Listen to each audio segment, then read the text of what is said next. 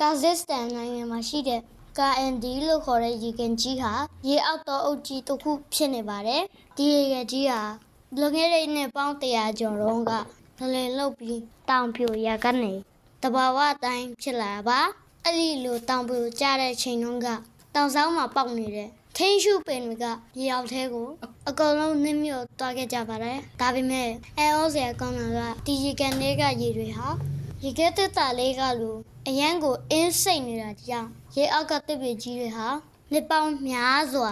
ရေထဲမြုပ်နေတာတော့မူလအတိုင်းမပုံမတိုးပဲရှိနေပါတယ်။ဒါကြောင့်ရေကန်တွေကိုငုံပြီးတွားကြည့်တဲ့အခါမှာစိမ့်ဆိုနေတဲ့အေယာမရေအောက်သုံးအုပ်ကြီးကိုအန်ဩဝေယာတွေ့မြင်ရပါပါ။ရေပေါ်မှာတော့တစ်ပင်ရဲ့ထိပ်ဖြားတွေကထောင်ထွက်နေပြီးရေအောက်မှာတော့စိမ့်လက်နဲ့တောက်ကြီးရှိနေတာပဲဖြစ်ပါတယ်။တတပြောတာကြရင် subscribe လုပ်သွားပေးပါဦးခင်ဗျာ။ like လည်းလုပ်သွားပေးပါဦးခင်ဗျာ။ Thank you.